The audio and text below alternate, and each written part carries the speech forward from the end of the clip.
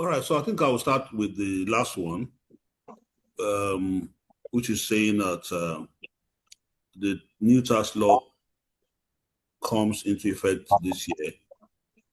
Do that mean it will affect income made in 2025? Is my understanding correct? If an individual is making tax return, so of course, individual.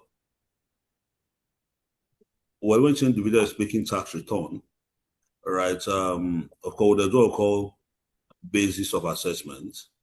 Um, we have what we call PYB. That's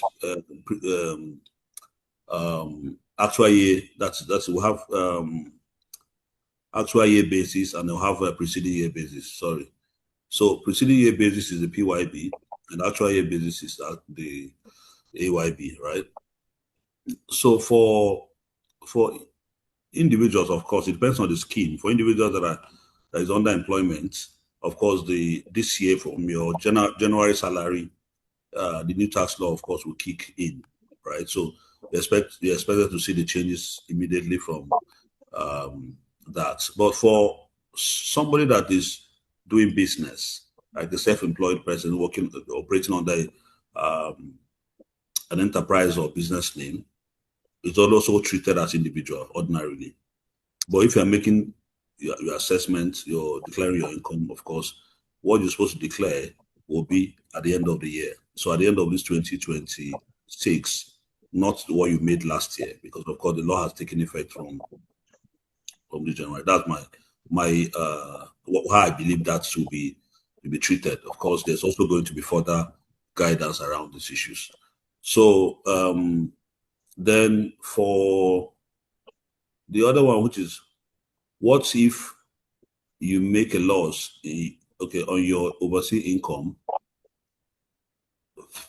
So when you say make a loss, I don't know who I would have loved the person to be there. So if you say make a loss on your overseas income, will you claim a relief?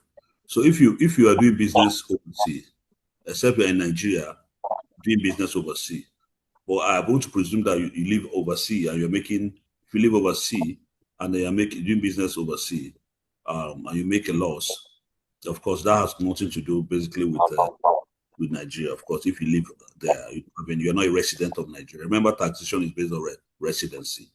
So if you are living in Nigeria, perhaps you have a business you're running abroad, and then you make losses on that, and you also have another business. I also presume you also have a business back home. But when you say back home, will it be relief on the tax you pay back home? So I wish the person is there to actually clarify. Sometimes it's easier to understand when we communicate directly. But the what I will say to that is, pending if the person comes up to clarify the question, is to say that if you make losses, right, on your business generally, of course, they don't call loss relief. There's a provision for loss relief, right? Even as an individual preparing your income tax in your tax filing, there's a provision for loss relief. So loss relief is also expected to be deducted before arriving at your tax or your total or taxable profit. All right. So that is also there in the law. You must be able to recognize that. Let me give a practical example.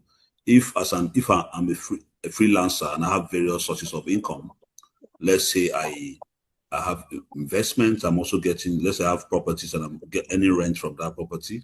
That's one source of income, one stream of income. I'm also a brand ambassador. I'm also earning, I'm getting paid by the brand. That's also another source of income. Maybe also I have a business, maybe online business I'm running. That's also another source of income. So I'm going to bring all of this income together. Let's say on the online business, let's say I sustain a loss on the online business, which I can of course prove with documentary evidence. Then that loss you were allowed to relieve the loss when you consolidate the entire income or sales or whatever. You deduct as part of your allowable deductions in filing your personal income tax. If you look at the law, it's clear. You're also allowed to deduct those losses. Of course, and even if the losses are so many, you can even carry them forward. I think up to 4 years or so.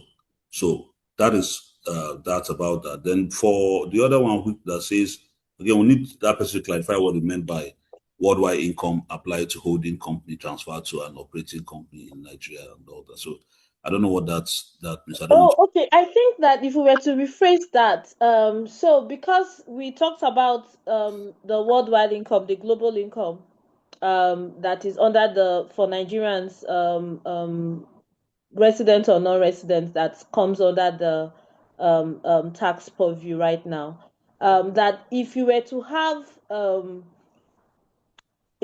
have come back to Nigeria and have that operating, you had a holding company there, maybe offshore, overseas, transferred to an operating company in Nigeria.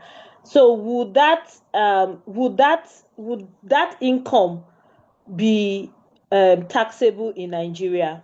So let's say that the holding company is overseas, but they transfer, um, but they also have operations in Nigeria, operating company or operating business in Nigeria. Would the terminology of the global income or worldwide income apply to such a structure or a scenario where you have an holding company offshore, or overseas, but the operating entity is in Nigeria? Okay, so maybe I'll answer in this way. If you maybe this will address it. Before the reform, yeah, before this recent reform, a Nigerian company is actually defined as a company incorporated in Nigeria. Okay.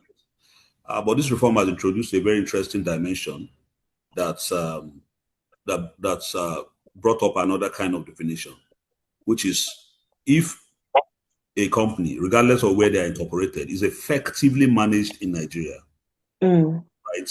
That company is also termed a Nigerian company. So mm, this is an interesting twist, right? So and mm. in line with global best practice. So is the Yeah. definition of Nigerian company was for a long time limited to just Mm, incorporation. So if I go to mm, CAC and I incorporate a company, that's a Nigerian company, or register a company as a Nigerian company. But in mm, some other countries, they have other definitions, right? That mm, or what the other criteria that determine a company that is resident for tax purposes in their country. So far on within the context of what we're discussing, now we have a new dimension to this. So if you have a worldwide, you have a company, holding company that mm, is abroad, which is usually the tax part of the tax planning done by some mhm, persons. They will have a holding company abroad. Let's say, especially usually in tax havens, right? You have a holding company. You'll be surprised that most companies that you know in Nigeria that are popular brands that they actually the holding companies are actually in somewhere like Mauritius, in British Virgin Island, in Isles of Man, they are in Bermuda, they are in Seychelles. That's where they are. Those islands where there is that zero or no tax at all. I mean, either zero or low tax. So there. So what they do is that those holding companies are situated in those places. And but again, nothing happens in that place. It's just what we call a PO box, just a post office address. There's no office. There's no economic activity. There's nothing going on, mm, right? It's just to hold those investments. So, and again, the law is saying now that as long as the decision makers are in Nigeria, right? mm, People operating the company, that is the operating arm, is not doing the business in Nigeria, and taking decision whatever happens within that group they are in Nigeria.